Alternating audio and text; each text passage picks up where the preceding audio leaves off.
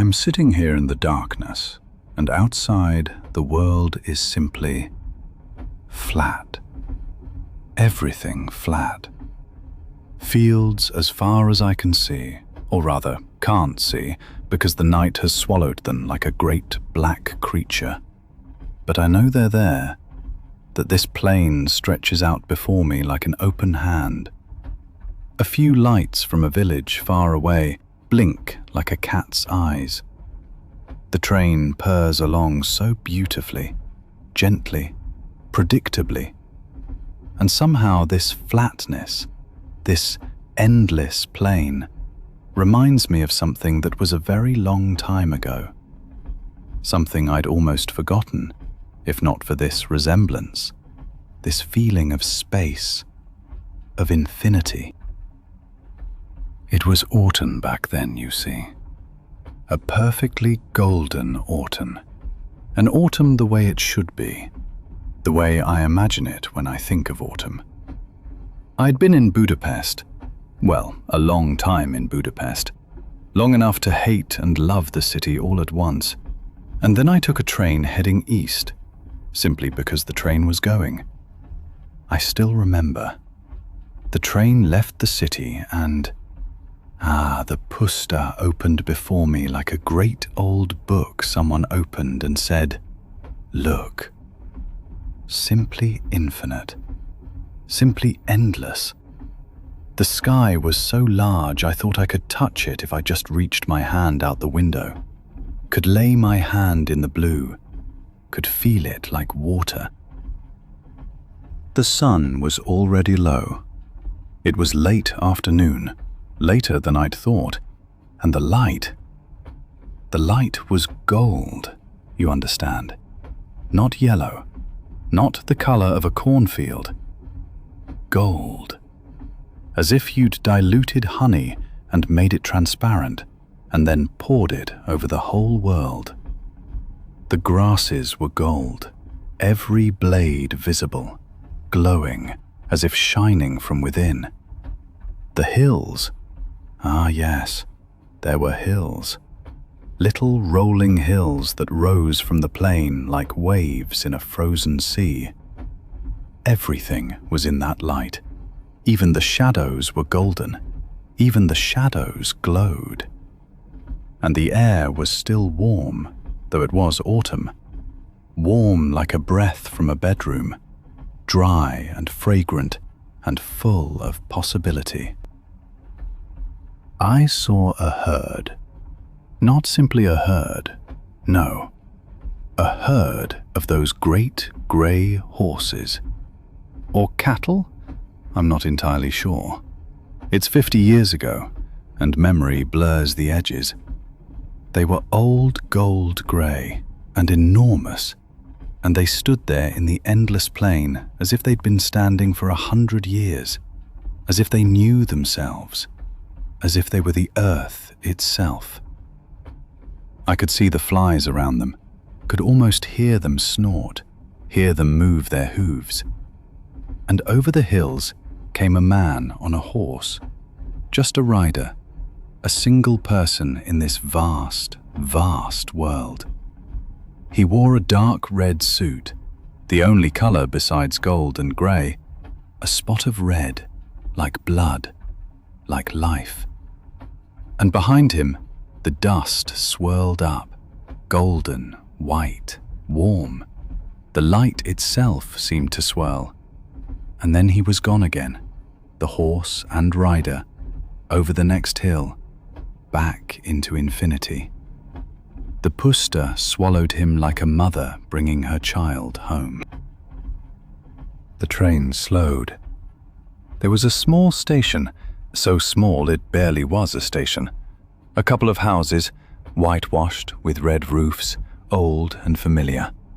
A platform of grey wood, grey from age and weather and 100 years of people standing there. And on the platform stood an old woman. She was small and bent, and she wore a dark grey scarf, and in her hands she held a small tin with roasted peppers. The scent of them was extraordinary. You can't imagine. Impossible to describe. The smell simply poured in through the window, through the gaps, under the doors, filled the whole carriage. Sharp and sweet and roasted and a bit smoky, with an undertone of smoke from wood fire, from something primal. It was the scent of the sun itself, condensed, concentrated, made into something ethereal, something graspable. Of course I got out. The train waited perhaps 5 minutes, long enough. I stepped out and my legs were stiff from sitting, and the air outside was warm. Warm like a breath from an oven. I went to her and I bought a few peppers. She said something to me in Hungarian. I understood perhaps half of what she said, but the other half I understood not with my ears, but with my heart, with that organ old people can speak through when they want to. She smiled. She was so old that her smile was like paper, wrinkled and warm, old and familiar. Her hands didn't tremble, but they were thin, stained yellow from years of work. Hands that had roasted paprika for decades. The peppers were still warm from the sun. I took a bite, and the world exploded in my mouth. That was the finest thing I'd ever eaten, and I've eaten a great deal in my life. In other countries, at other tables, with other people. But this was different. Not because they were particularly spicy or particularly well made. Well, they were made perfectly. Perfect the way only old women can make things, with hands that know how. But because they tasted of that sun, you understand? Of that golden light I'd just watched moving through the air, of the whole Puszta, of dust and heat and that great, great stillness that lies beneath everything. The smoke from the grill they'd been roasted on was still in the taste, was part of the taste, couldn't be separated from the sweetness, from the sharpness, and a kind of sweetness, as if the sun itself had burned into them, as if the sun makes sweetness when it falls long enough on something. I sat on a bench beside the station, and I ate the peppers, and the sun sank deeper and deeper, centimetre by centimetre, sank slowly like a great red eye closing. The colours didn't become lighter, but more intense, more extreme. The goldness became orange, became red, became purple. The fields became red, glowed red like blood, like fire, like the soul itself if it were visible. Even the grey cattle herd became a dark silhouette at the horizon, became statues of bronze and shadow. The smoke from the woman's fire rose up, spiraled upward into the orange-red, became part of the picture. I was utterly alone there, and around me was only this endless, still, gentle plain that breathed, that lived, that showed me everything I needed to know. That's the strange thing. When you sit in such great expanse, when you're so small against the world, against infinity, you feel very, very small, like a dust mote, like nothing, like something the world could forget tomorrow. But that doesn't frighten. No, it does the opposite. It makes you still. It makes you calm. It's as if the world is telling you, you owe me nothing. You must prove nothing. No career, no family, no achievements. Sit here, breathe, look. That is enough. You are enough, simply by being. And in that moment, and I know that sounds sentimental, but it's true, in that moment, I wasn't sad about my life. I wasn't ready to weep. I was simply happy, calm, there, present. The conductor whistled, a long, bright whistle that leapt across the plain, that split the air. I stood. My legs were stiff from sitting, from lingering, and I went back to the train. But I went slowly, wanted to stretch out these last seconds, wanted to feel the air a bit longer, wanted the sun on my face a bit longer. I turned and waved at the old woman. She nodded. She'd already returned to her work, to her peppers, to her eternal task. But she saw me, and she nodded. Not a grand nod, but a small one that existed only between us. That was all. No more words, just the nod, the acknowledgement, the understanding. The train rolled on toward the east, and the Puszta rolled with it, an endless plain of red and violet, and later black-blue, a plain that contained everything, that was everything. And now, here in this night, in this other train, in this other land, the flatness reminds me of it. Not of the view. The view is dark. The view is gone, erased like an old dream. But of the feeling. Of that feeling of this great, soft, old world that simply is. That simply is there, unmoved, independent, unbound. I can still taste it, you know. The peppers, the flesh of the pepper, the sharpness on my tongue, the smoke, the wood smoke that settled into every pore of my mouth, the sweetness of the sun, which isn't really sweetness but warmth, strength, life itself. And the old woman, her smile, her hands, her presence. She isn't gone.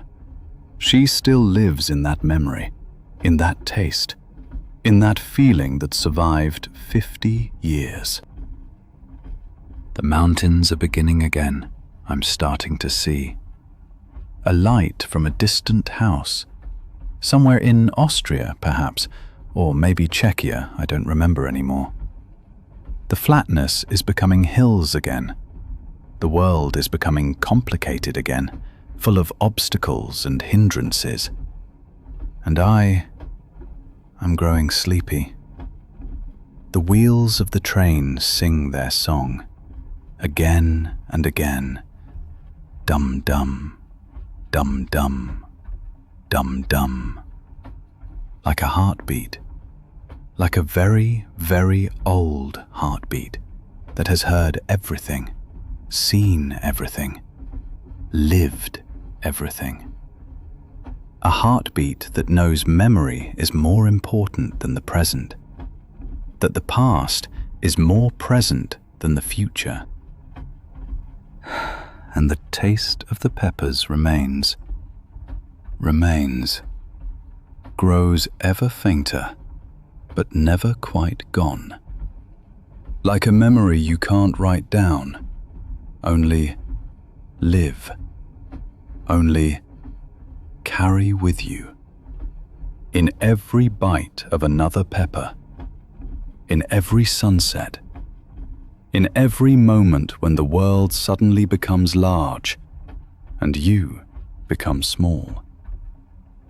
The Puszta sits here beside me, sits in my heart, sits in this silence of the night train, sits in the memory of an old woman and a golden light, and the understanding that beauty doesn't always have to be loud, that sometimes it's only a pepper, only a sun, only a moment. And yet it's everything. Everything that matters. Everything that remains. Until the end. I met the baker on an early morning train somewhere in southern Germany. It was still dark outside, maybe 4 in the morning, and the train was nearly empty. Just a few commuters half asleep, and this man across from me, entirely awake, with a paper bag on his lap. It smelled of fresh bread. That smell that takes you home instantly, no matter where you are. That smell of warmth and comfort, of childhood and kitchen tables. I asked if he was a baker.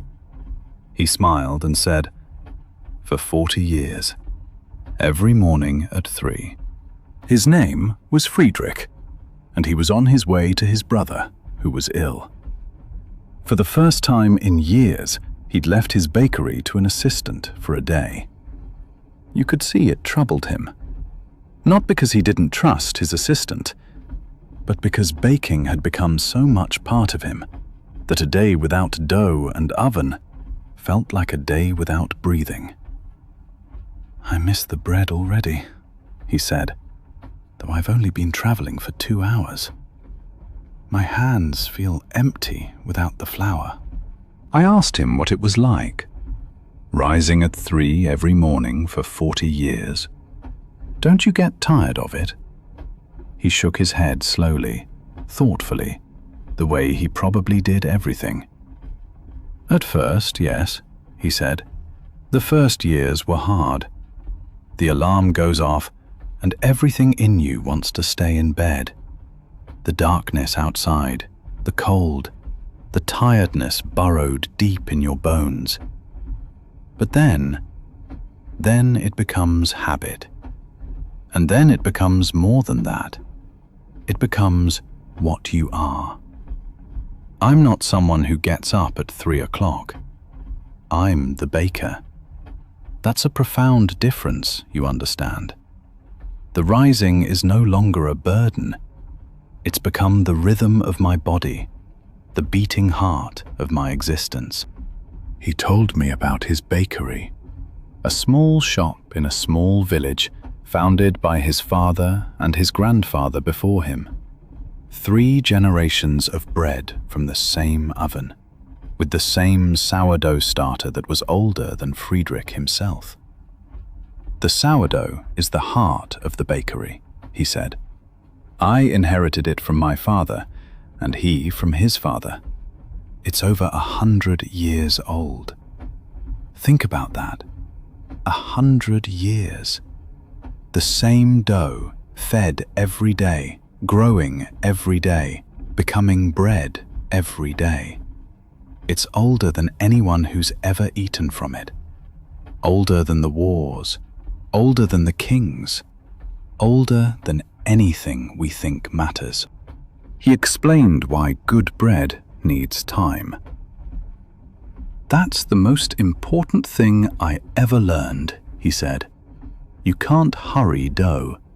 You can't force it to go faster than it wants to. It needs time to rest, to rise, to become. If you hurry it, you taste it. The bread becomes dense, becomes sour, becomes wrong. But if you give it time, if you're patient, then it becomes perfect, of its own. You simply have to know how to wait. That's the whole art." He told me about his hands. "After 40 years," he said, "my hands know the dough better than my mind could ever know it. I can work in complete darkness, by touch alone, by instinct. I know when the dough is ready, not by looking, but by feeling. The elasticity, the warmth, the subtle shift in texture, the way it feels beneath my fingertips, how it yields and comes back, how it breathes, almost like something alive. My hands have memory, he said. The kind of memory that goes deeper than thinking. They remember every dough I've ever made. Tens of thousands of loaves, perhaps more. And my hands know each one individually, each with its own character. The most beautiful moment, he told me, is when you open the oven. When the bread is ready and you open the door and this wave of warmth and fragrance comes pouring out. This wall of heat and that smell, which goes deeper than any other smell. Every morning for 40 years, and it's still the best moment of the day. There I stand, he said, at 5 in the morning, the whole world asleep, and I look at my bread. Golden brown, steaming, perfect. And I think, I made this. With my hands, with my time, with my patience. That's something. That's really something. He told me about his customers.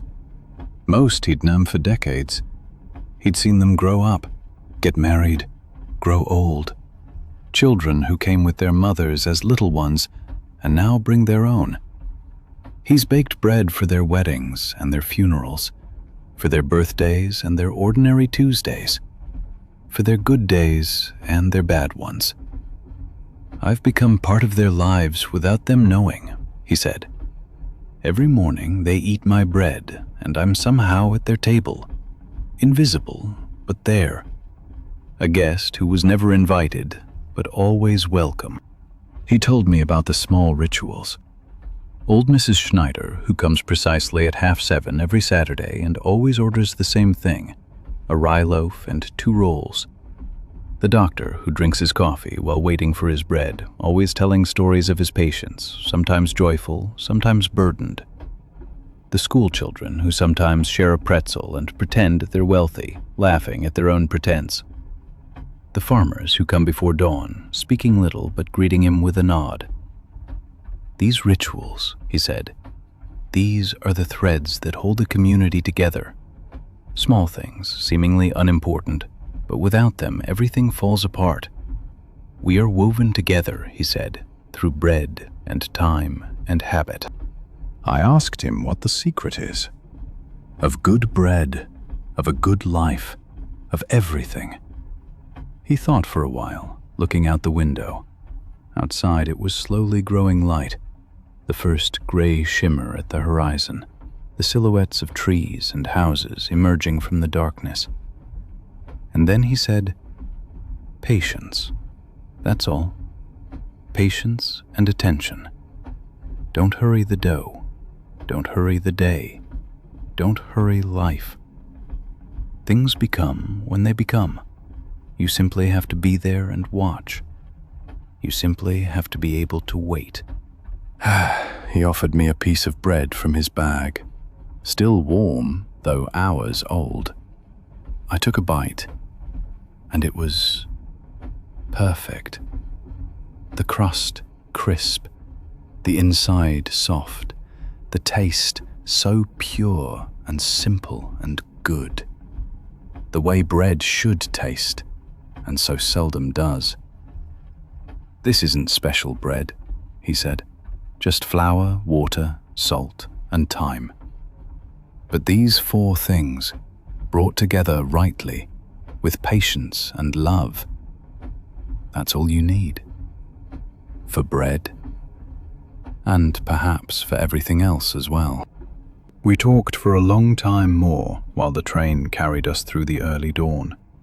About baking and life, about patience and time, about the small things that matter more than the large. Eventually we arrived, each at our destination, and said goodbye. He shook my hand, a strong hand, full of flour dust and experience, warm as fresh bread, and said, "Don't forget, you can't hurry anything that's meant to be good." Nothing. I think of him often, of his sourdough 100 years old, of his hands that know the dough better than his mind, of patience, the most important seasoning. Sometimes when I eat bread, I think, someone rose at 3 in the morning for this. Someone waited and watched and didn't rush. And I'm eating the result of their patience, their time, their love. The train continues through the night. The rattle grows quieter. Or I grow more tired. Both, perhaps. Outside, there are stars now. Hundreds, thousands, more than you can count. They twinkle through the window, small lights in the great darkness. Patience. That's all. Patience and time. Things become when they become. My eyes fall closed, and I let myself drift. I met the cellist. I met the cellist on a night train heading to Vienna. That was many years ago, back when I was barely 20, on my way somewhere, without knowing quite where. That's how I was then, always traveling, always searching for something, without knowing what. It was autumn, and it was raining. Not heavily, you understand, just a gentle drizzle that turns everything grey. I was standing on the platform in Munich with a rucksack and no real plan. Some philosophy degree half finished, no idea what I'd do with it, so I just got on the train. To Vienna, because I'd never been there, because the train was leaving, because I had nothing better to do. The night train was nearly empty. A Tuesday evening, I think, or perhaps Wednesday.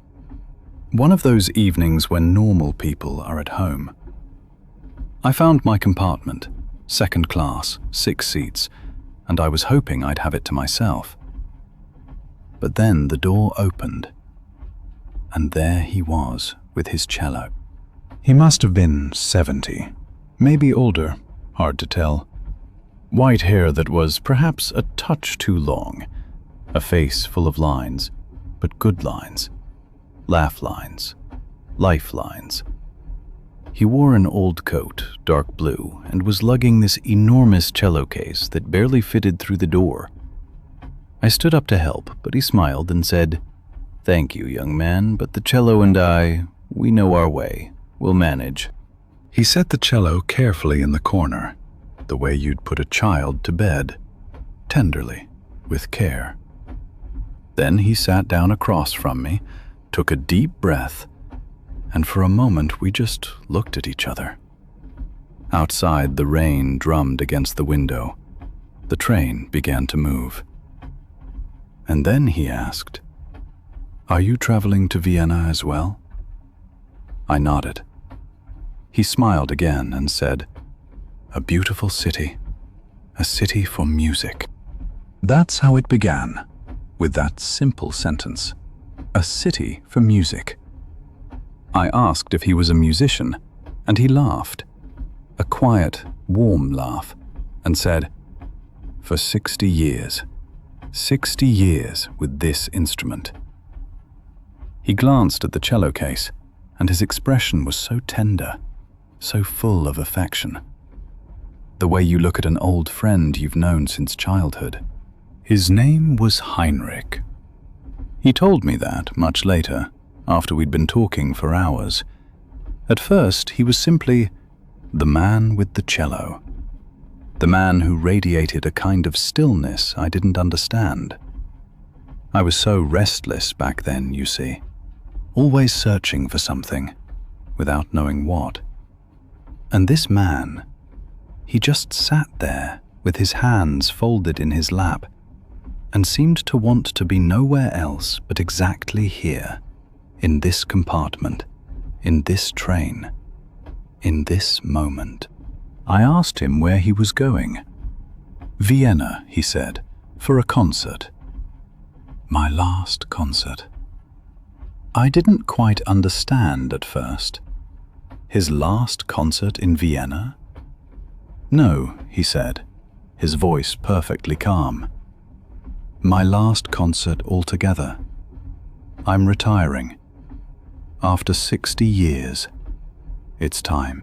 I didn't know what to say. I'm sorry would have been wrong. Congratulations also. So I just asked, how does that feel? And he looked out the window for a while, the lights of the suburbs blurred by rain. And then he said, like the end of a long conversation. You've said everything there is to say. And now it's time to listen. That answer touched me. I didn't entirely understand it then, but I felt it was something important, something I should remember. The train carried us through the night, and Heinrich told me about his life. Not chronologically, not like a biography, but like music, in themes and variations, a memory here, an image there, all woven together. He told me how he heard a cello for the first time as a child. In a church, at a concert his grandmother took him to. He was 7 years old. The cello played and he wept. Not because he was sad, but because he'd heard something bigger than himself, something he couldn't put into words. He said, in that moment I knew, that's my language. The language in which I can say what I can't say otherwise. His parents weren't thrilled. His father wanted him to study something sensible, law or medicine, or something with numbers. But Heinrich wouldn't stop asking, and eventually they bought him an old, second-hand cello. It was far too big for him, he said. I could barely get my arms around it. But I loved it. From the very first note, I loved it. He told me about the years of practice.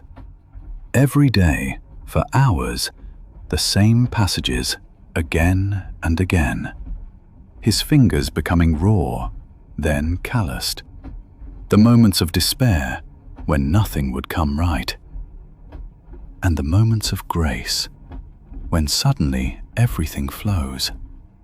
When you forget you're playing an instrument, and you're simply music. He'd played in concert halls across the world. Vienna, Berlin, New York, Tokyo. He'd worked with celebrated conductors, performed great works. But it didn't sound like boasting. It sounded like gratitude. Like someone who can't quite believe it all happened, that he'd been allowed to live such a life. At some point, I asked him what the most important thing was that he'd learned over all those years. He thought for a long time. The train passed through a tunnel, and for a moment everything was still.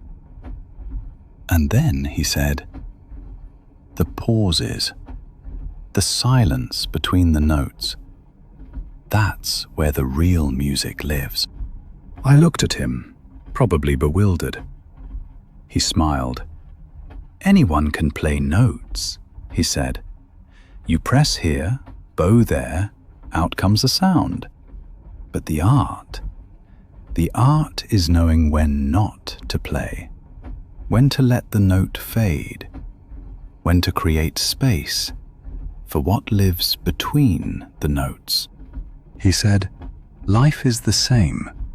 We're so busy making sounds, doing things, saying words, creating noise. But the truly important moments, they happen in silence. When you stop talking and start listening. When you stop running and simply are. The train glided through the night. Outside, the rain had stopped, and occasionally the moon broke through the clouds. Heinrich talked on. About his wife, who died a decade past, about his children leading their own lives, about the little house by the lake where he'd retire after his final concert. He didn't sound sad, not resigned. He sounded like someone who'd made peace with everything, with what had been and with what was to come. I asked him if he wasn't afraid of what comes after the music, of the silence. He looked at me for a long time, and his eyes were so clear, so awake. And then he said, "Silence isn't emptiness, young man.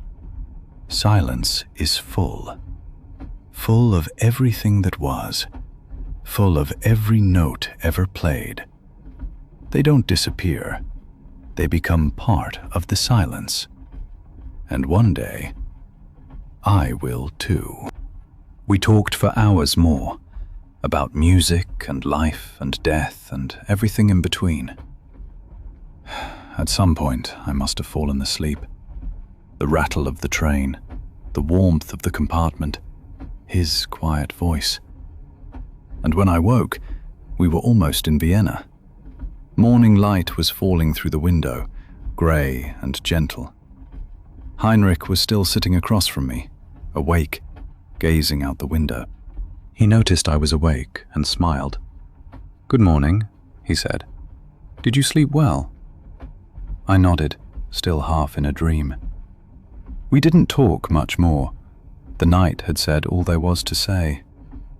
The train pulled into the station and we said goodbye. He shook my hand, a firm, warm hand, and said, "Don't forget the pauses." Then he took his cello and stepped out. I watched him walk along the platform, an old man with a large instrument, and then he vanished into the crowd, into the morning light, into Vienna. I never found out how his final concert went. I never learned his surname. Just Heinrich, the cellist. But I never forgot him. His words, his calm, his way of seeing the world. Don't forget the pauses. I've carried that with me ever since. Sometimes, when I'm too busy, too rushed, too loud, I think of him, of that night on the train to Vienna.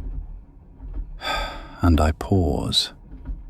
I let a moment of silence fall between the notes of my life. The train continues through the night. The rattle has grown quieter, or I've grown more tired. Lights drift past outside, and I sink deeper into the cushions. The blanket is warm. The compartment is still, and Heinrich's words echo on. The pauses, the silence between the notes. Perhaps that's all you need to know. My eyes grow heavy. The thoughts grow quieter, softer. The music fades, but the silence remains, full and warm and filled with peace. I let myself sink into this silence, into this night, into the space between the notes. Here I am again. Here I am again, sitting in a train. Late evening, some railway station, some city. Doesn't really matter which. After all these years, they look much the same, you see. The lamps, the departure boards, the people rushing about. I'm not rushing anymore. Haven't been for quite some time. The platform was nearly empty when I boarded. A few folk with luggage, a woman waving goodbye to someone, a man with a nervous dog pulling at its lead. Ordinary scenes, really. The sort of thing you see every evening on every platform. Life going on, whilst the trains come and go. I found my carriage, stepped inside, made my way along the narrow corridor. The carpet swallowed my footsteps. The air smelled of old wood and a hint of cleaning fluid. And underneath it all, faint as memory, the scent of all the journeys this train had made. My compartment's small. A bed, a window, a lamp casting this warm light. You don't need much more, really. Never have. I set my bag down, took off my jacket, sat on the bed. The mattress is soft, the sheets fresh. Someone's taken the trouble to make this little space comfortable. Then the train began to move. Gentle, the way they do it. That slight jerk, and then a smooth glide. The city slides past, the lights grow sparser, and then there's only the night. I cracked the window open a touch. Cool air rushed in, bringing with it the smell of night. Hard to describe that smell. Damp earth, perhaps, grass, and something that smells of distance. The train gathers speed. The rattle of the wheels settles into a rhythm. Clack, clack, clack, clack, clack, clack. Like a heartbeat. Like someone humming a tune without knowing the words. I'm tired. But not so tired I could drop off this moment. You know the feeling, perhaps. That weariness that lives in the body but hasn't quite reached the mind. The mind keeps going, thinking, remembering. I lean back, pull the blanket over my legs. It's heavy and warm, just right for a night like this. Outside, lights drift past. A village, perhaps, or a solitary farm. Windows with people inside. People who know nothing of me. Going about their evening, having their supper, their conversations. And I roll past them. A stranger in the night. Invisible. Moving on.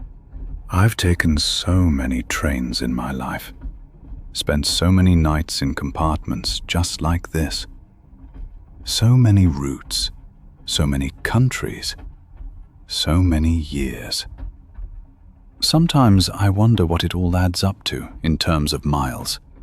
From here to there, crisscrossing across Europe, north and south, east and west. But the miles aren't what I remember. It's the people. That's what's special about trains, you see. You sit with strangers for hours, and sometimes you start talking. For no particular reason, no particular aim. Just because the night is long, and the rattle of the wheels somehow invites it. It's different from flying. You sit next to strangers there too, but the mood is different somehow. Everyone's got their headphones on, staring at screens, just wanting it to be over. On a train, it's different. The train takes its time. It doesn't rush. It glides. And that slowness, it does something to people. Opens them up somehow. Makes them more talkative. Or perhaps it's the night. At night, people tell you things they'd never say in daylight. The dark outside makes the talking easier. As though the words don't carry so far. As though you might forget them come morning. I look out the window. There's not much to see. Fields, perhaps. Or woods. Hard to say in the dark. The moon's there, somewhere behind the clouds, a pale glimmer in the sky. But I'm not really looking. My mind's elsewhere. With the people I've met. The stories they've told me. Some I knew for just a few hours. One night. One train journey. And yet, I remember them as though they were old friends. Strange how that works. You forget so much in life. Important things, appointments, names of people you see every day. But then you remember a stranger on a train from 20 years ago. every word they said. Maybe it's precisely these fleeting encounters that stick, because they come with no obligations, no expectations. You meet, you talk, you part, and what remains is the story, pure, clean, with nothing else clinging to it. Perhaps it's because you're more open when you're traveling. The normal rules don't apply. You're not the person you are at home. Not the colleague, not the neighbor, not the son or daughter. You're just someone on the move. And so is everyone else. There was this cellist many years ago, an older gentleman with a cello case bigger than himself. We talked half the night about music, about life, about the silence between the notes. And the postwoman who carried letters into the mountains for 40 years. She knew every stone on her route, every dog in every village, every family with their joys and sorrows. And the lighthouse keeper, I'll never forget him. 30 years alone on an island, just him and the sea and that light turning night after night. The baker who rises at 3 every morning, always has, who explained to me why you can't hurry dough, why patience is the most important seasoning. The astronomer who travels only at night because she wants to see the sky, who showed me constellations through a rain-spattered train window and told me that the light from some stars is older than mankind itself. So many people, so many stories, all stored away in my head, like books on a shelf, waiting to be read again. The train enters a tunnel. For a moment, everything's dark. Just the rattle grows louder, echoing off the walls. Then we're back outside, and the sky opens up, vast and starred. I pull the blanket a little higher. It's soft and warm, and I feel my body growing heavy, sinking into the mattress. The train rocks me, back and forth, so gently. That rattle that never stops, like a heartbeat, like the breathing of some great, gentle creature carrying me through the night. I close my eyes, not to sleep, not yet, just to remember, to see the faces, to hear the voices. Every meeting has given me something, a piece of wisdom, a new way of seeing, a moment of connection. Sometimes they were great revelations, sometimes just small observations. But altogether, all these stories, all these people, they've shaped me, made me who I am today. The train keeps going. Out there somewhere lie cities and villages, mountains and valleys, people sleeping, and people lying awake, staring at the ceiling. The night is long, and I've nowhere to be. No appointments, no obligations, just this journey, and the stories I carry, the memories that travel with me, the voices that still echo within. Perhaps I'll tell you one of them, sometime, when the night is long enough. But now this moment is enough. The compartment, the warmth, the night outside, the train carrying me, the silence so full of everything that was. My eyes grow heavy. The lights outside blur into soft streaks, gold and white, and sometimes a gentle blue. The rattle grows quieter, or perhaps I'm growing drowsier. Both, maybe. The train rocks me back and forth, like a cradle, like the sea, like someone breathing quietly beside me as they sleep. The night deepens. The thoughts grow softer, dissolving at the edges. I needn't think of anything. I needn't do anything. Just be here. Just breathe. Just let myself be carried through the darkness, through the silence, towards somewhere that knows nothing of hurrying. I met the ferryman on a train in spring, running from Frankfurt under Oder to Kustrin, a route that follows the river, running parallel to its banks, always in sight of the water.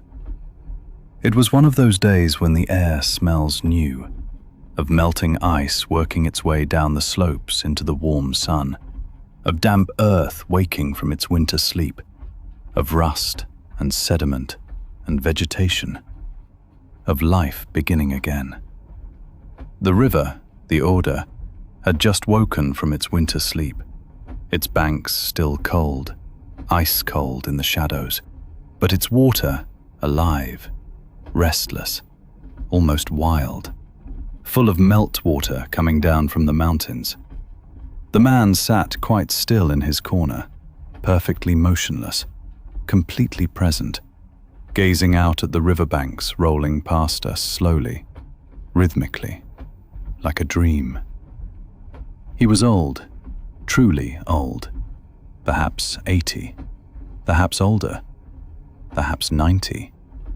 His face like oak root, like tree bark that's weathered decades of sun. And his eyes were grey and green and brown. They seemed to have the colour of the water itself, as if he'd lived with the river so long that they'd been transformed, that the river had moved into his face.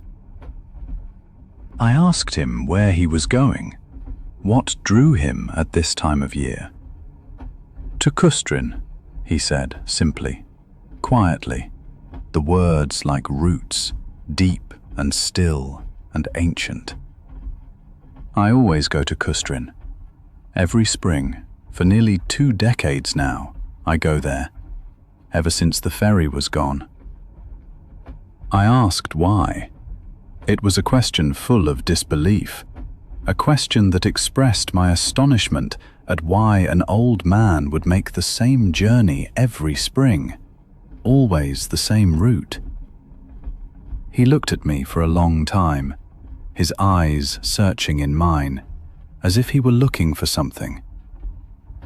Because I ran a ferry there, 60 years, 6 whole decades, from here to there, across the Oder, from one bank to the other, always across the same river.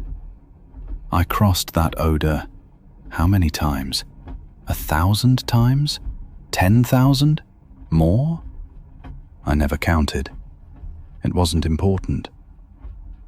He shook his head slowly, as if you could count that, as if the number were too vast for words, too immense for human understanding, uncountable as the drops of water in the river. But, he said, and his voice grew a little quieter, rougher. The ferry's gone now. A bridge was built 20 years ago. 20 years! Steel construction, modern, efficient, quick. And people didn't need the ferry anymore. Didn't want to wait. Didn't want to go slowly. They just drive across the bridge, quick, hurrying, without thinking, without pausing, without really seeing, without feeling that they're crossing a river, that they're crossing something sacred. I looked at him for a long time, and it was as if I were seeing through him into all those decades behind him, into the whole past, into the ferry, into the people, into the crossings. And why do you go back there every spring, year after year?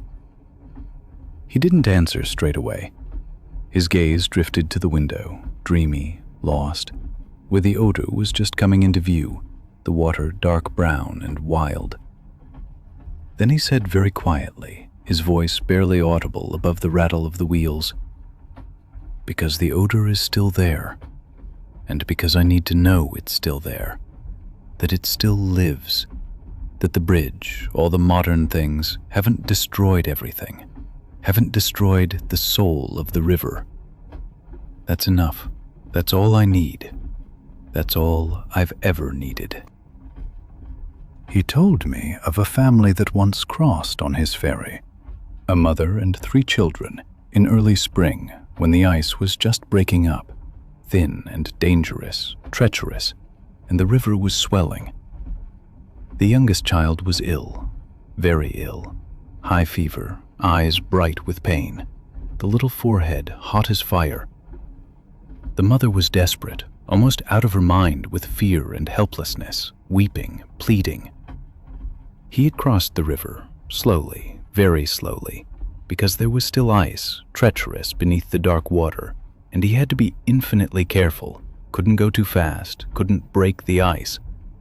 And on the other side was the next village, and there was the doctor, the only doctor for many kilometers around. The child lived. The old man remembered this with complete clarity, every detail, as if it had happened yesterday, not half a century ago. Decades later, a woman came to his ferry, a doctor, elegant, self-assured. She was the daughter, now grown, now a physician.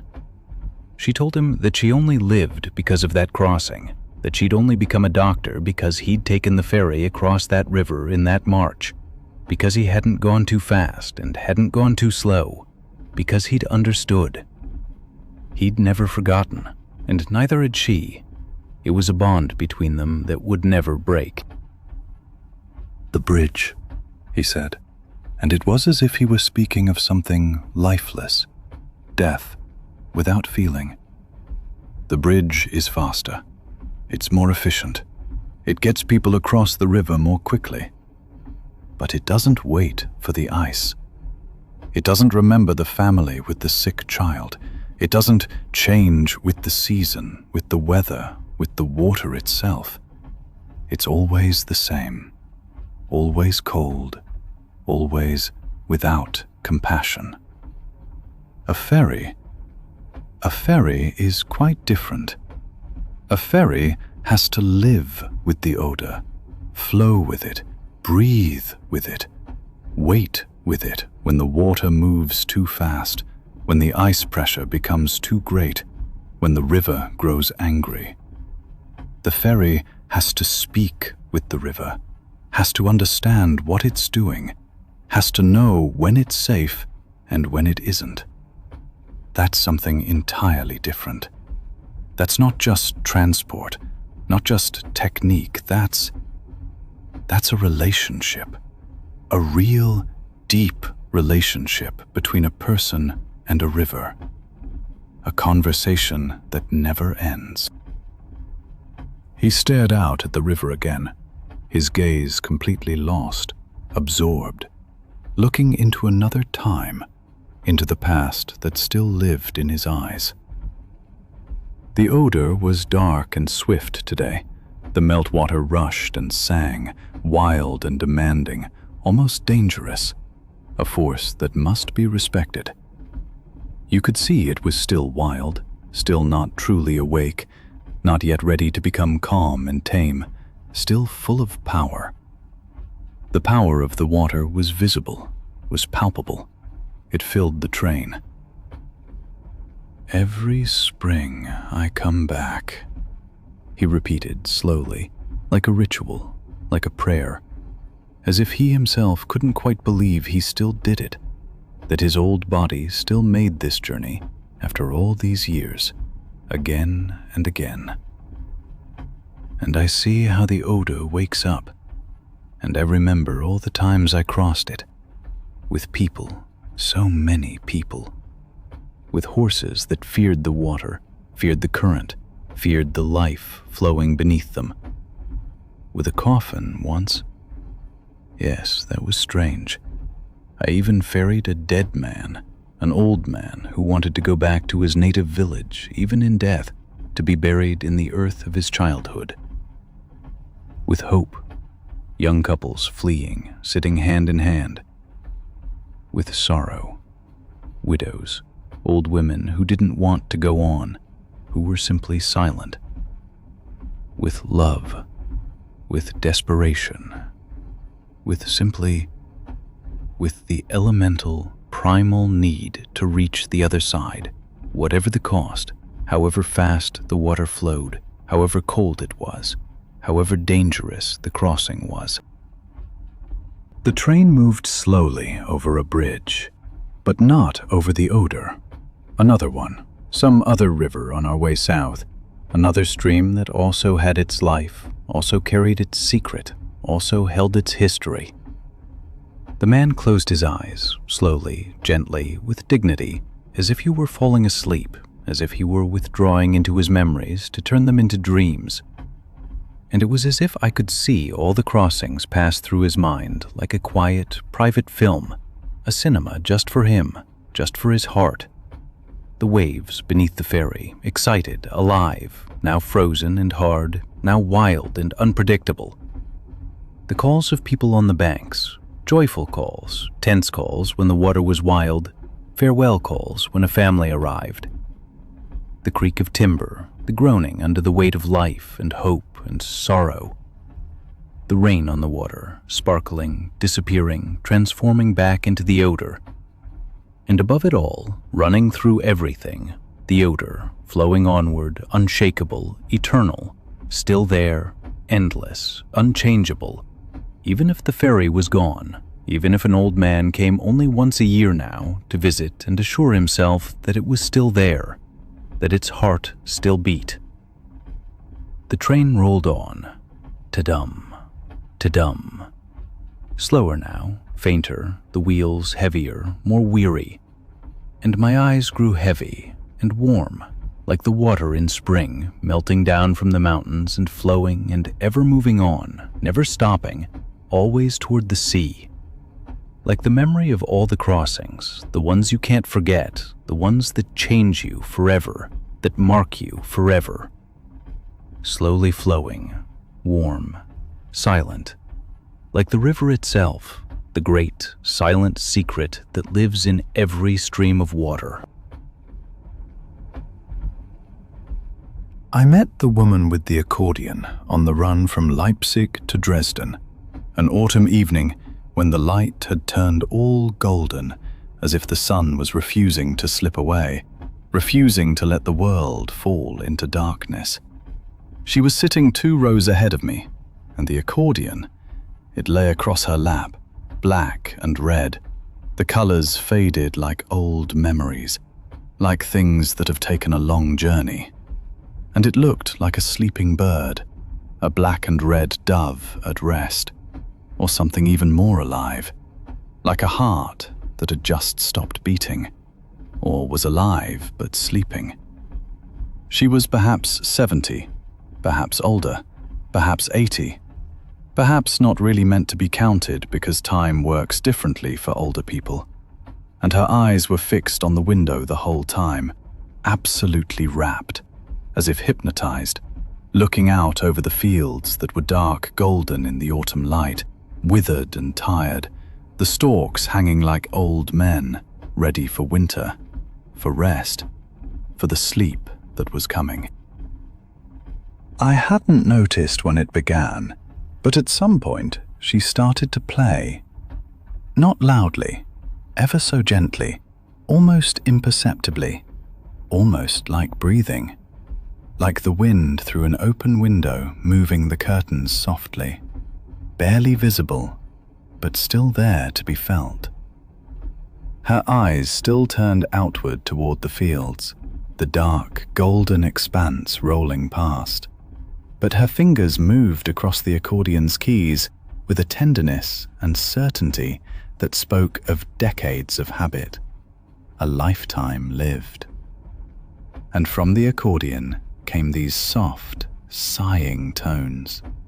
No, not sighing exactly, more like breathing, living, flowing, rising and falling like waves on a sea.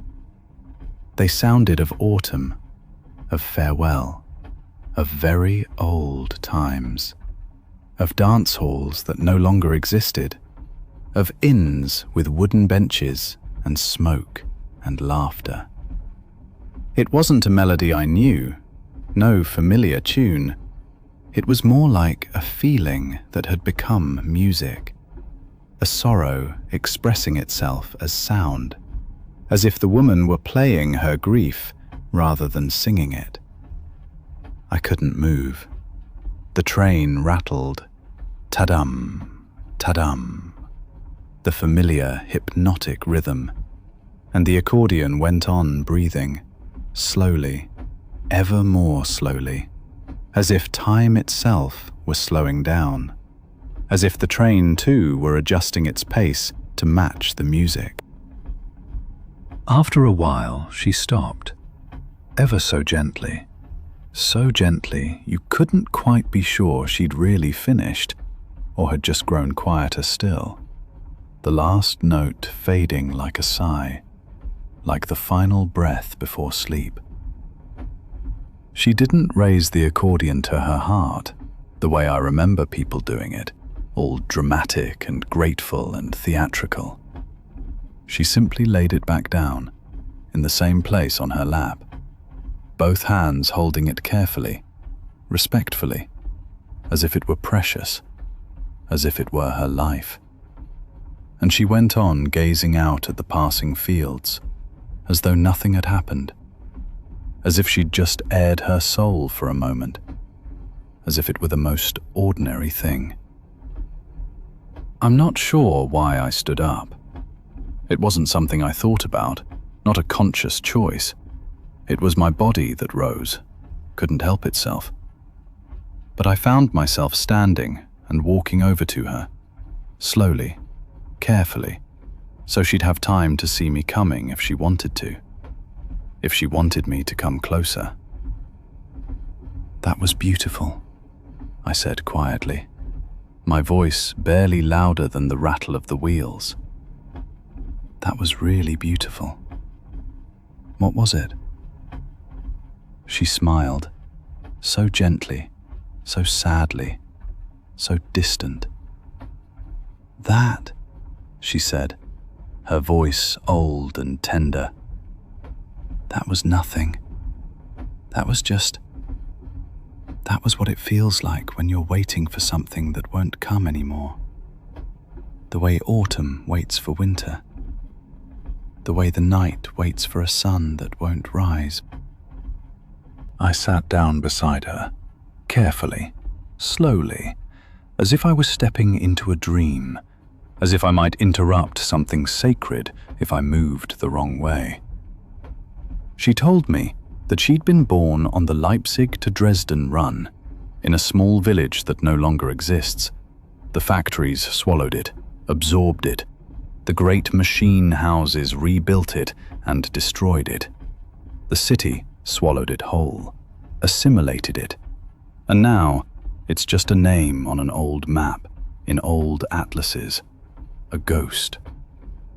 She'd been a musician, not a grand one, not classically trained in conservatories, not famous in great concert halls, but everywhere, in the dance halls, in simple country inns, in village taverns, wherever people gathered to dance, to forget, to live, to lose themselves. The accordion, she'd bought it for 19 marks. 19 marks, a vast fortune back then, in 1952, shortly after the war, when money still meant something, was still precious like diamonds. That was so much money back then, she said with longing, her voice distant. I had to work for an entire year, save every penny, scrape together every coin, just to get those 19 marks together. She played every evening, wherever people came together to celebrate, to sing, weddings, birthdays, dances, festivals. Her fingers flying over the keys, quick and lively and precise, her whole body one with the music, completely lost in it, like a fish in water. And every evening, her husband was there, sitting in a corner, listening quietly, waiting patiently for her, completely devoted to her sound, her tones. And after the music, late at night when the others had gone and the inns were emptying, they'd walk home together through the dark streets of their town, through the night, and they'd make love, intensely, passionately, gratefully, one with each other, two bodies that knew each other the way a river knows its banks. That's how it was for 40 years, a whole lifetime. Ta-dum, ta-dum, ta-dum.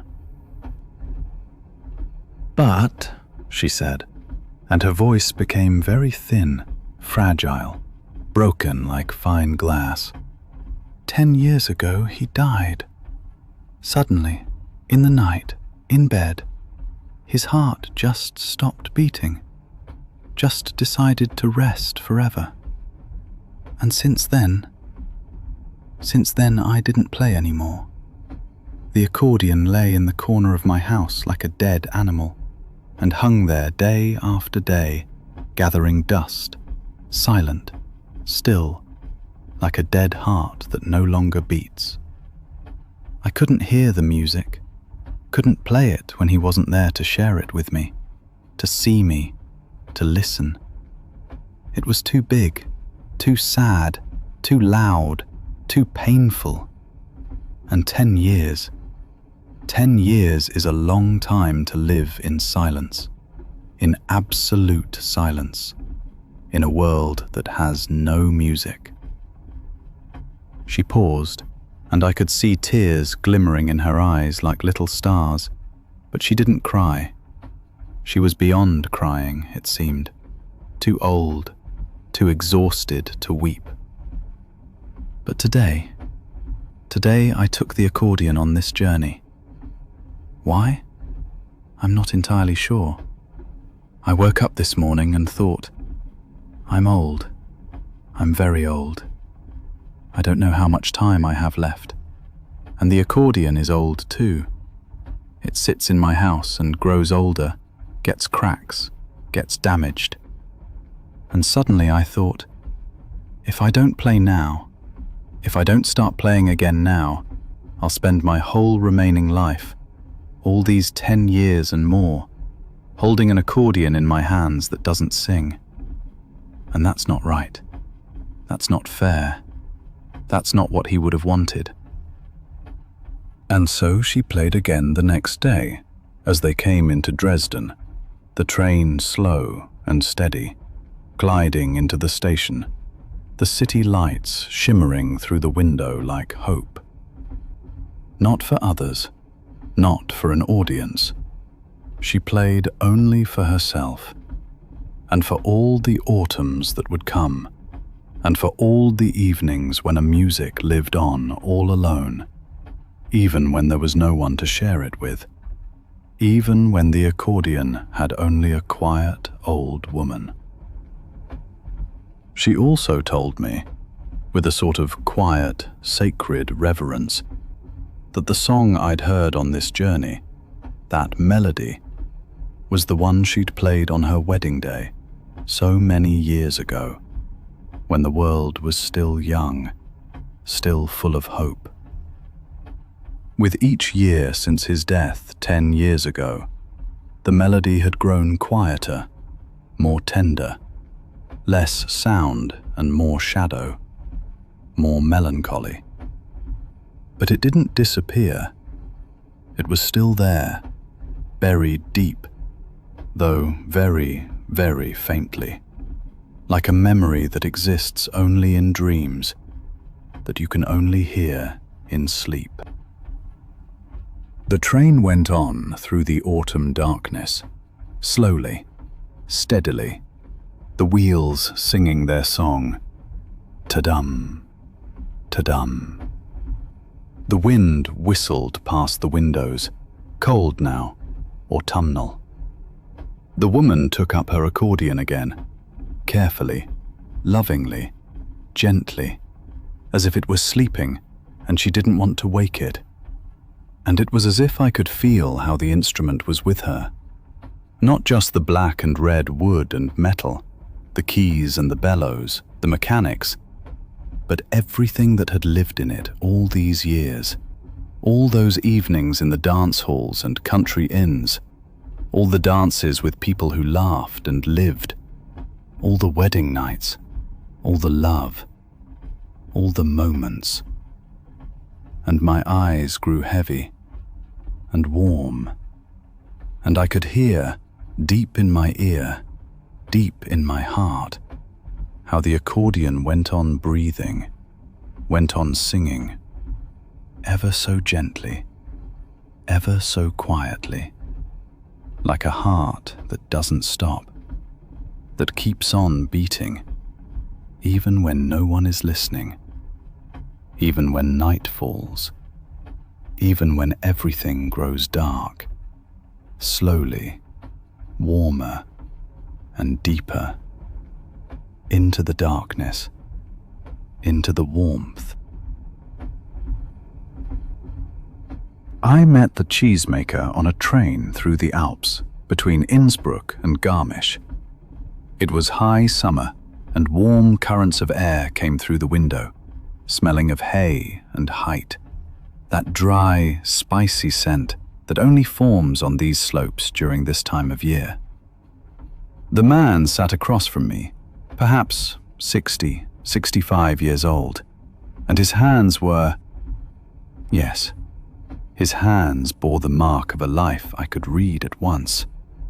Not rough, not hard, but rather shaped, gently carved by decades, as if time and work had engraved themselves into him like an artist's chisel. The lines on the back of his hands told their own story, each crease a summer in the heights, each scar a year of patient work with milk and cheese. His eyes were blue-green, like meltwater from mountain streams, clear and deep all at once. On the table before him lay a small wheel of cheese, wrapped in paper, carefully bound with string like a precious gift. Beside it lay an old knife, its handle dark wood, worn smooth from decades of loving use, the blade still sharp as the first day. Because this man understood his tools, respected them, tended them like a friend. We spoke at first of nothing special. The train clattered, ta-dum, ta-dum, ta-dum, and outside, higher and higher mountains slipped past, their peaks sharp against the steel blue sky, snowfields glittering in the heights, though it was summer. The windows of the train were open, and the air grew colder as we climbed, sharper, purer, filled with that scent of alpine meadows and distant heights. I asked him what he did there in the mountain hut, and he smiled quietly. Not the superficial smile of a stranger, but the deep, inner smile of someone who has made peace with his work, who has reconciled himself with his fate. "I make cheese," he said, "but not quickly. That's the most important. Not quickly." I didn't understand at first what he meant. The words hung in the warm air of the train, while outside the landscape slipped by, while the wheels played their even, hypnotic melody. He saw the confusion in my face, and his gaze came alive, sharper, as if he suddenly became completely present, completely with me. He leaned forward, carefully, his gnarled hands on the table, and began to tell. He'd been up there for 40 years. 4 decades. That's 1,400 summers, you might say. 1,400 mornings when he woke, and the first thing he heard was the ringing of cowbells. Alone in a small hut, on an Alp reachable only on foot or with an old mule. A mule he called Balu, his only friend, his only companion through all those years. The path wasn't easy. 3 hours climbing over stone and grass under ever thinner air, lungs straining, heart racing faster. Every summer, on the same day, he'd climb with his mule, laden with provisions for the months, with tools, with the few things he needed to live. In winter, he'd come down to a small village, always the same room with the same innkeeper, where the villagers knew he was still alive, that he would return, faithful as always. But up there was his real life, he said, his true home, his sacred place. The cows, always 8 or 9, depending on how many survived, how nature decided, came with him in June, gently trotting on the mountain path, their bells tinkling softly in the crystal-clear mountain air, a song that repeated itself every summer.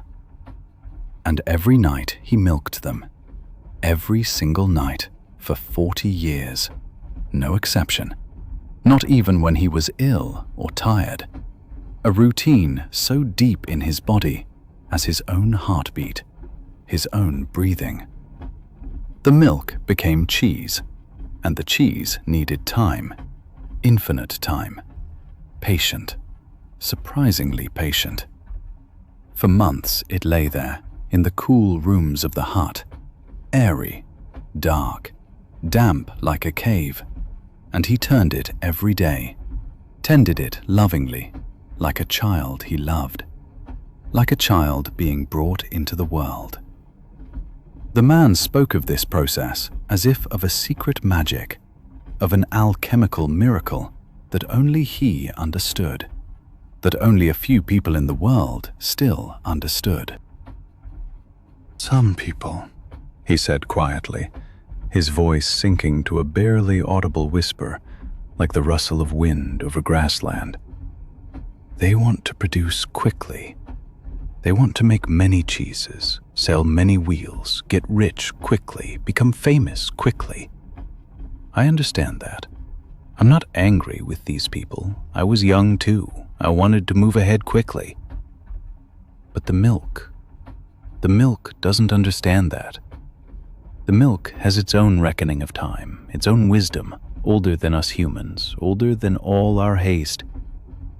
The milk needs time, real time, to truly become cheese. Not 3 weeks, not 3 months. That's still too fast, too hasty, too violent against nature. It takes longer, much longer. Sometimes it needs 6, 8 months, sometimes 9 months, sometimes even longer, until a cheese is truly itself, until it has gone through all the stages of ripening, all the transformations it needs to become, until it has become absolute perfection. He opened his old knife with a slow, practiced movement, the blade reflecting the window light, and cut a slice, thin, respectful, lovingly, and offered it to me, reaching it across like a sacrament. The flesh was golden yellow, almost amber, glowing with an inner light, with tiny crystals in it that crunched between the teeth and seemed to sparkle with light, like little diamonds from distant stars, like little worlds, complete in themselves, perfect. "You can taste it," he said, and his eyes grew brighter, more luminous, like fire lit by the moon. But not just the cheese, not just the acidity and the saltiness and the complex chemistry. You taste the whole summer in it, the entire story. The rain in June, when it hammers against the hut roofs like a drummer, when the whole mountain top turns to fog. The dry grass in August, bitter and golden and spicy, that the cows eat and that goes into the milk. The cold nights in the heights, when frost comes down from the sky and the air becomes crystalline, when you can almost see your breath. The morning air, when the sun first touches the mountain peaks and everything becomes white, blinding, sacred. The snowfall in October, sudden, early, covering the Alp. Everything, all of it that happened during those months, while I made it, while I collected the milk every evening, every morning, while I warmed it carefully, respectfully, while I waited patiently, year after year. You can't do this quickly. Speed would destroy everything, would rip the soul from the cheese. This requires patience, boundless patience, and time to wait, time to observe, time to understand, and the deep trust that time itself is an important ingredient, perhaps the most important one. Then he sat there and ate his piece of cheese slowly, very slowly, with closed eyes, like reciting a prayer, reverently, with deepest gratitude, as if thankful to the sun, the mountains, the cows, all the patience. He looked out the window at the receding peaks, which slowly, very gradually, grew lower, as the train descended somewhat deeper into the valley, the air growing warmer, thicker, less crystalline. The train moved gently, ta-dum, ta-dum, its steady heartbeat, and the landscape slid past us. Green meadows, small houses with red roofs, roads full of life. People who were in a hurry, who didn't know, couldn't guess how long time needs to make sense. It was funny, paradoxical, bewildering. I'd just listened to him, his words only spoken a few minutes ago, still vivid in my ears, floating in the air between us, and yet only now, in this moment, did I truly understand, deep in my bones, in my heart, in my soul, what he meant. It wasn't about cheese, not about a simple object, not about economics or sales. It was about the deep, universal belief, the spiritual trust, that all things need their time, that we cannot work against nature, that we cannot command nature, that quality cannot be hurried, that beauty requires renunciation, that depth needs time, that you cannot shortcut what you are and what you can become by working faster, producing more, becoming louder, that the best cheese and the best life at all is one that wasn't rushed, that wasn't under pressure, that had time, slowly and quite naturally, from within itself, to truly become, to become authentic. That is the secret, I thought, the deep secret of life itself. The train moved on between gentler hills, downhill now, the speed gently increasing, the wheels growing faster, but still deliberate, still respectful toward the landscape. The sun shone golden on the grass outside, creating long shadows that reflected in the window, sliding past like memories you cannot grasp. The cheesemaker had fallen asleep, his head resting lightly against the warm window, the little knife still held firm in his large, tender hand, as if he wouldn't release it even in his dreams. I sat there and looked at the rest of the cheese that lay before me on the table, golden yellow and crystalline, still glimmering under the soft train light, still marvelous. And it seemed to me that I could truly taste the whole summer in it, all the months, all the days, all the moments of patience, all the nights high in the heights. Slowly, so slowly, like the time this man had lived all those years up high, in silence and solitude, with his cows and his milk, and his unwavering trust in the process. The train clattered on, ta-dum, ta-dum, slower now, more drowsy, as if the train too was growing sleepy, as if the train too understood what patience means. and my eyes grew ever heavier and warmer, as if I myself was becoming cheese, ripening, patient, my soul transforming into something new. The man slept deeply, his breathing calm and peaceful. The cheese lay before me, golden and patient, and everything around me needed only time to ripen, to become, to rest, to transform, slowly, very slowly, in the warmth of the train, in the warmth of memory, in the boundless warmth of patience. It's summer. It was always summer on this route when I travel. Frankfurt to Würzburg, the sun shines golden through the carriage. The windows are half open and you smell the green from outside, the warm air mixed with tar and herbs. And I sit here, as I always do, in my corner, in my familiar nook, and watch the people boarding. I watch their stories before they've even begun to tell them. A girl got on, perhaps 8, perhaps 9. She wore a pink dress with pink trainers and white socks, and she pulled a small red suitcase behind her that looked far too large for her. But she pulled it with such a determined expression, as if that suitcase were the most important thing in the world. Her hair was tied back in a firm plait, not by herself, I thought, by her mother. She sat 2 seats in front of me, not directly in front, but I could see her. She pulled the suitcase under the seat ever so carefully with both hands. Then she reached into her little pink bag and pulled out a piece of paper. The paper was so carefully folded. You could see it had been folded and unfolded many times. The creases were already white with wear. She read the list.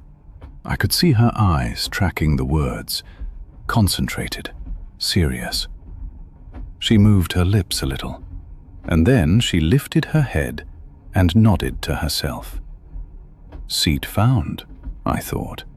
That was the first thing on the list. She read again. Her index finger ran down the lines.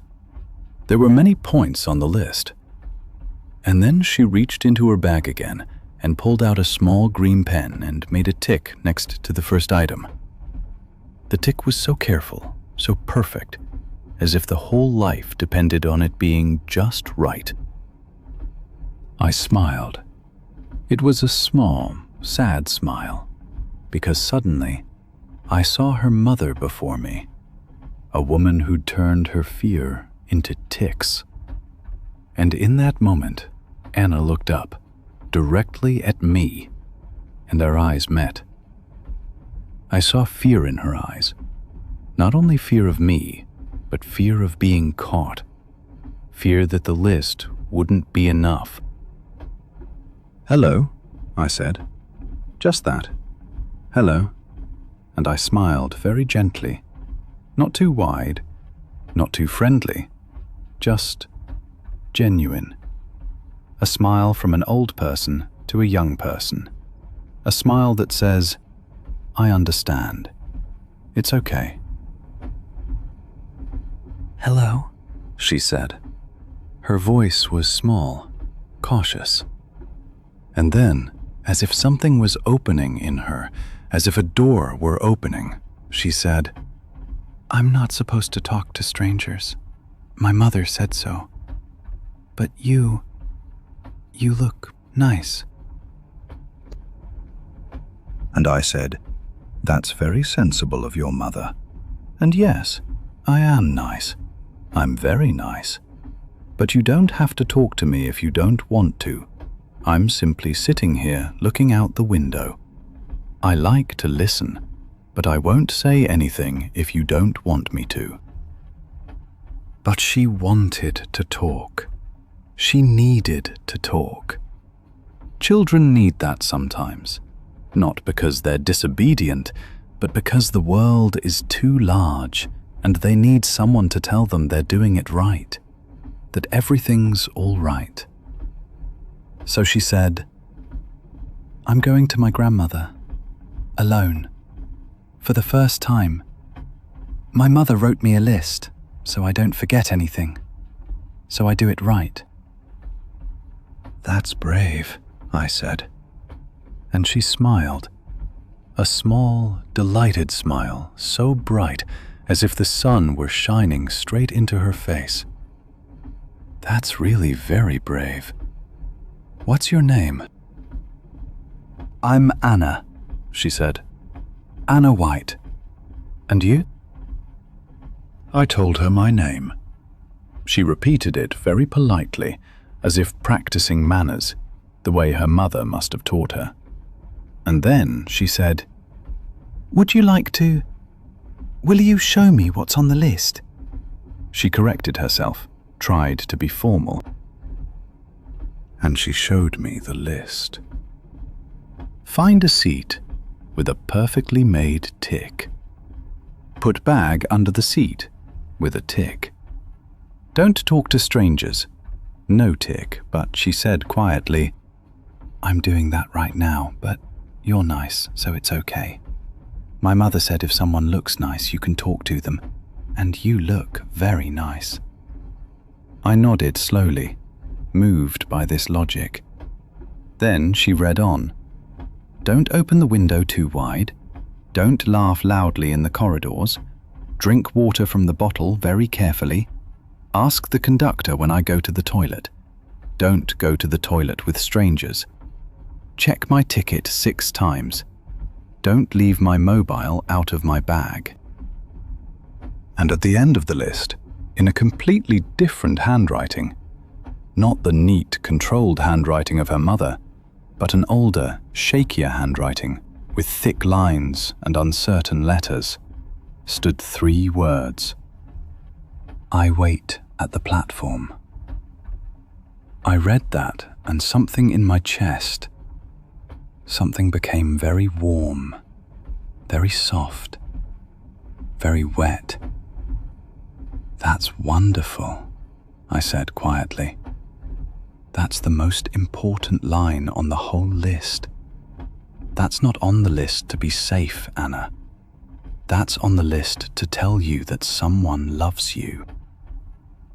And she didn't quite understand why I said that, but she smiled again, a big, uncertain smile. "My grandmother writes in a very shaky hand. She has arthritis. My mother told me that." We talked a bit more. Her name was Anna. She was 9 years old. Her grandmother lived in Würzburg, a place she'd never visited. Her grandmother had a big garden there with raspberry bushes and blackcurrants. Anna liked raspberries. She could eat whole bowls of them straight from the garden. Her grandmother made the finest raspberry cake. Anna was looking forward to the garden and her grandmother, though she was also nervous because she'd never traveled alone. And I sat there listening, and I thought, the world is still safe for a child traveling alone by train, with a list and a loving grandmother at the other end. I also thought, the size of love isn't measured in grand gestures. It's measured in shaky handwriting at the bottom of a note. It's measured in green ticks. And then, after a while, Anna said, "I think I'll have a little nap now. Grandma wrote, if you're frightened, sleep a bit." And she rested her head against the window and fell asleep quickly. The pink dress, the small face, the lip slightly open. The train purred along. The sun fell on her hair. And I sat there, and I kept watch over her. Not because she needed it, but because I needed it. Because sometimes an old person must watch over a child traveling alone, one who trusts, one who is loved, as if it were my duty, my gift to the world. Würzburg came. The train slowed down. Anna woke by herself, as if she could feel it. She grabbed her pink bag. She pulled her red suitcase out carefully from under the seat and stood up. I saw her face change from drowsy to happy. And on the platform stood an old woman. She wore a light blue coat, and her hair was white and curly. Her face was full of lines, but also full of light, and her arms were already open, already ready. Anna ran. She simply ran. Away from her seat, away from me, out of the train, down to the platform. She jumped the last 2 steps and straight into her grandmother's arms. And the grandmother lifted her up, even though Anna was already 9, even though it must have been hard on her old bones, and she spun round and round, and I saw the small pink dress flutter.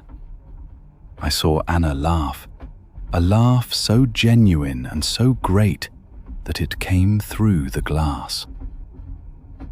I stared out the window. Something tightened in my chest. Something great and beautiful and sad all at once. The list, the careful mother, the brave child, the waiting grandmother, the raspberries. Life continuing on generation after generation with love and with fear and with ticks. The train moved on.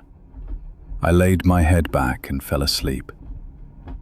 In the dream, I saw Anna in a garden picking raspberries with her grandmother beside her, both of them laughing together. And it was good. It was very, very good. It's spring, my friend, and I'm on a train that glides gently between Konstanz and Schaffhausen. The sun is just coming over the hills, and the light falls on Lake Constance with that sort of tenderness that only spring knows. The water is still, not yet awake, and the meadows are just beginning to turn green. But as I look at this morning, as I see this light, I'm traveling somewhere else entirely. You might know this. There's a moment when the present and the past touch. When a light, a scent, a movement of the air suddenly takes you to another place, years and years away. That's just happened to me, and I'm no longer here in this quiet, orderly train between Konstanz and Schaffhausen. I'm in Anatolia, in Turkey, in a small village whose name I couldn't hold on to, because I didn't know I'd want to. It was many years ago, you see. I was a different man then, younger but also lonelier, though I wouldn't have used the word loneliness back then. I was alone, yes, but it wasn't sad. It was freeing. I'd woken up in a foreign country, in a small guest house, and I understood nothing of what was around me. I understood neither the language, nor the signs on the walls, nor the names of things. The morning broke with a call. The muezzin from a mosque somewhere nearby. His voice rose over the roofs like a bird throwing itself into the air. And that call, that strange, melancholic melody, full of a sadness that wasn't sad, woke me.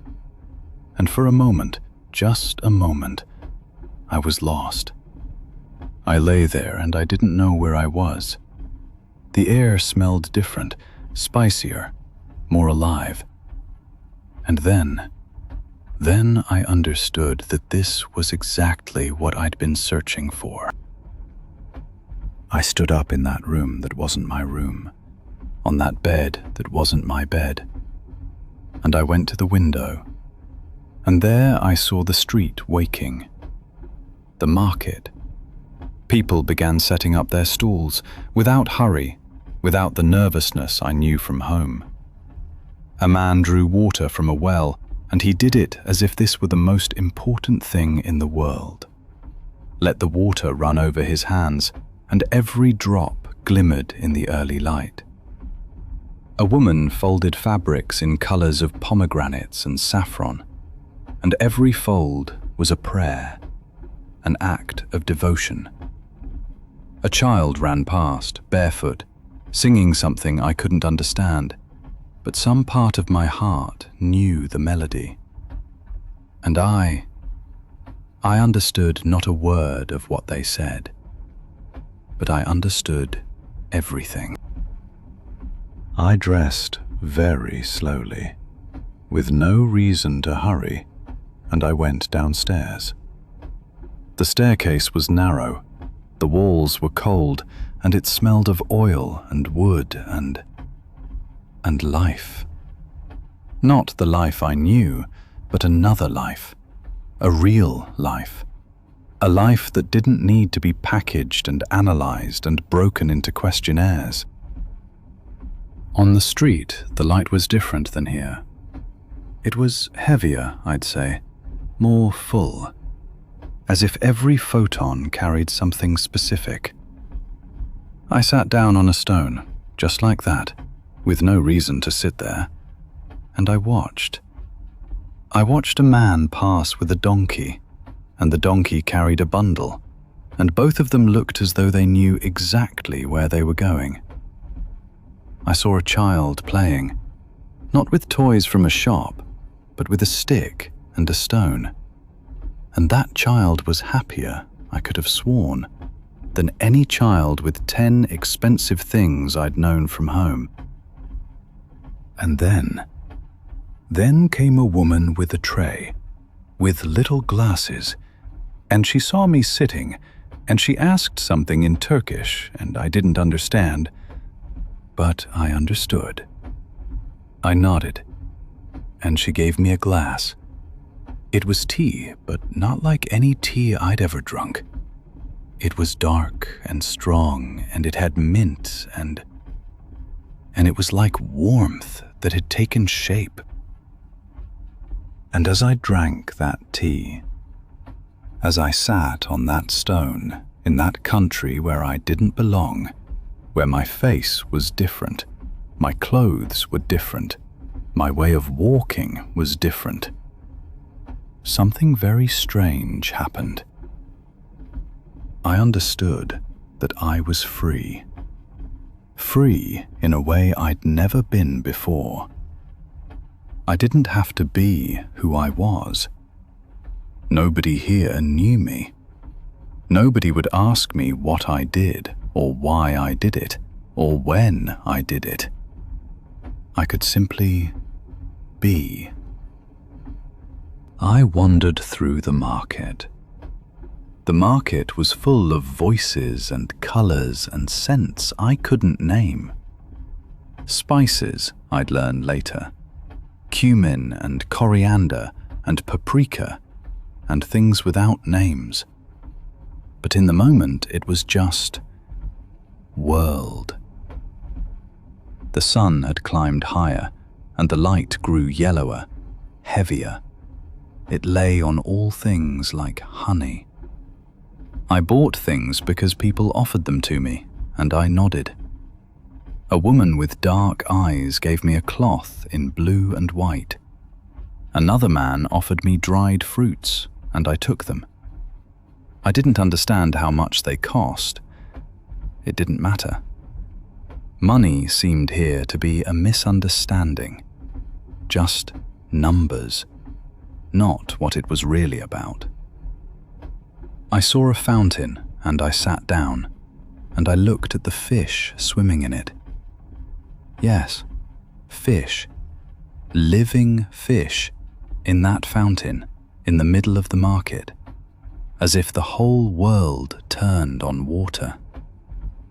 And I saw a woman drawing water to pour on her flowers, which stood in great clay pots, and the flowers were the brightest red I'd ever seen.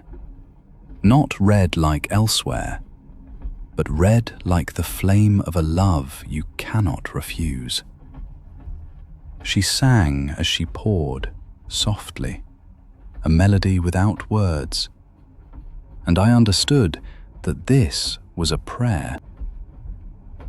Hours passed, or were they minutes? I can't remember. Time had a different speed there, and I understood something fundamental.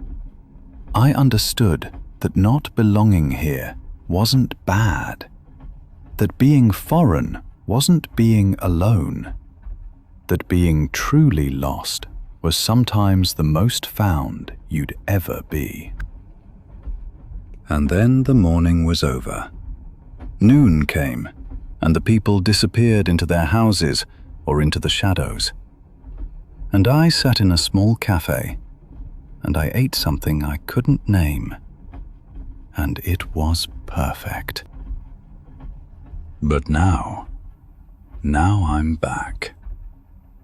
The train rushes on between Konstanz and Schaffhausen. The light is cooler here, gentler, of that northern sort, the light from home. And I look at Lake Constance, and I've grown old. The years have passed. I've come back to my life, to my responsibilities, to my family. And I don't regret it. I love my life. I love its order, its predictability, the loves who know me and whom I know. But that morning in Anatolia, that morning I still carry with me, like a treasure that only I know, like a secret that makes me warmer when no one sees it. And sometimes, when the light is like this now, when it has that quality, that kind of tenderness, then I'm there again.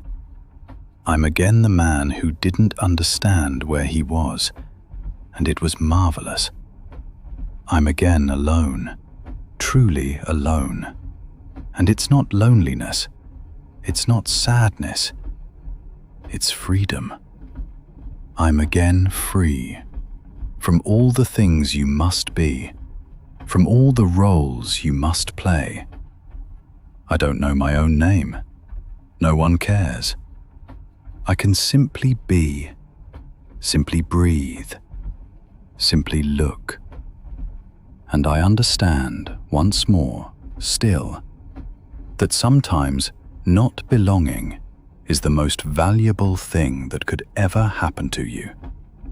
That you don't need 2 lives to be whole, but sometimes just one morning, a single morning in a foreign land, where nobody knows who you are, and it doesn't matter. And as you lie now in the darkness, my friend, think of a morning, a foreign morning, a morning where you didn't know where you were. Think of the freedom of that. Think of how it feels to be freed from all expectations, just for one morning.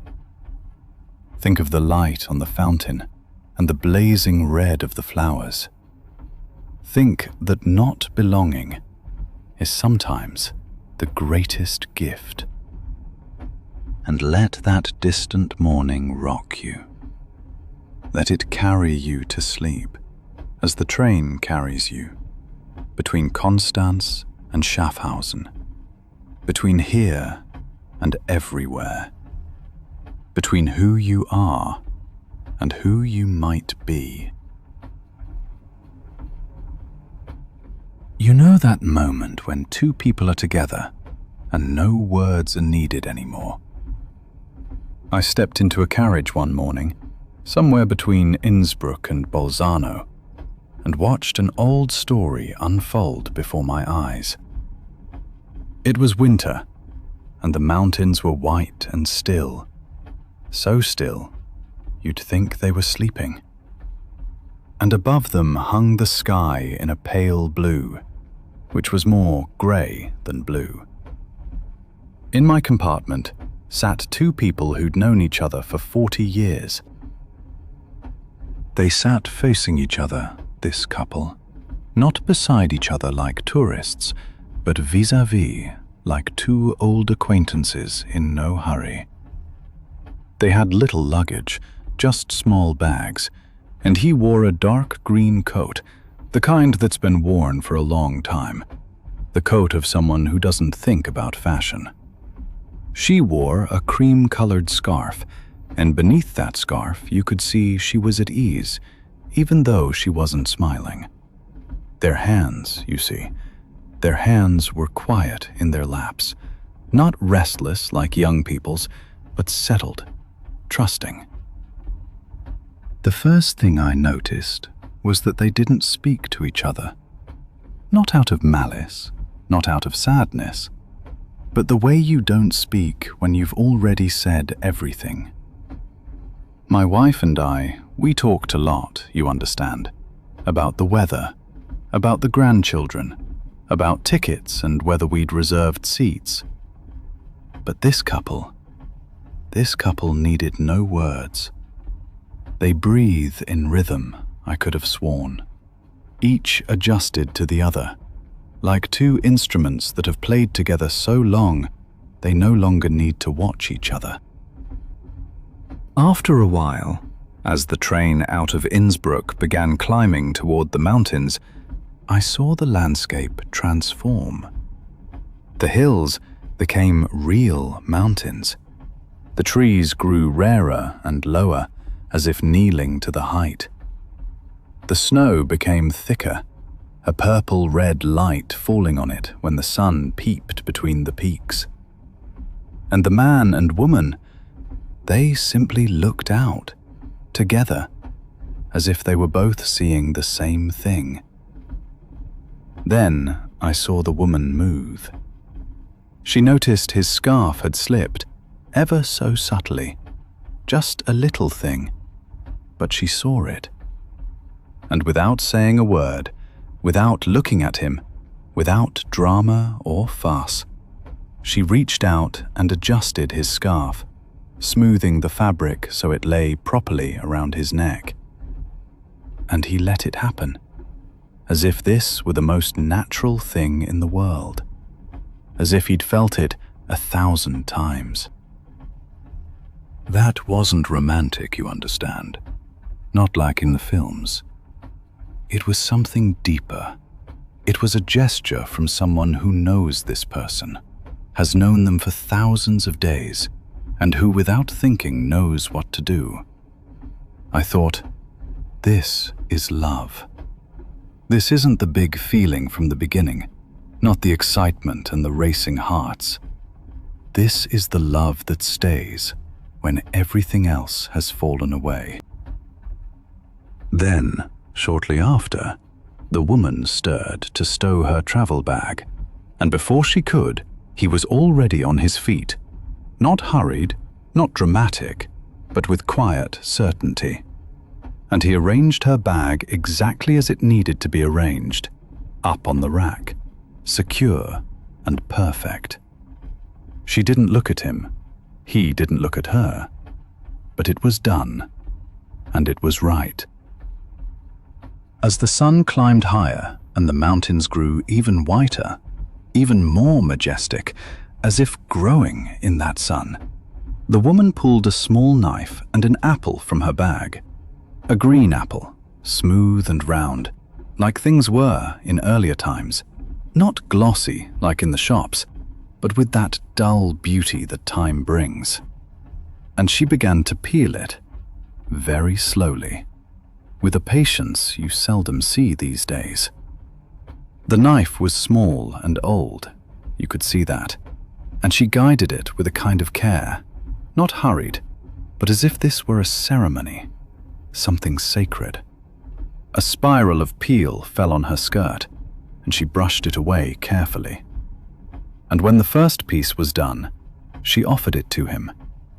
Not with words, just with a movement, an opening of her hand, as if giving him a treasure. And he took the piece and ate it, slowly, thoughtfully, not greedily. And then he gave the knife back, or no, wait. He took the apple and the knife himself and continued peeling, exactly as she had done, with the same slowness, the same reverence. This wasn't every day for them, you understand, though it was every day. This was something they'd always done, and it was sacred because of that. And another piece, and it went to her. She took it, ate it, gave the knife back and forth, back and forth, like a dance that after 40 years needs no beat anymore, no counting, no thought. The train windows reflected the white mountains, and the white mountains reflected the sky, and in the rhythm of this apple, this quiet back and forth, the whole world seemed to be in order.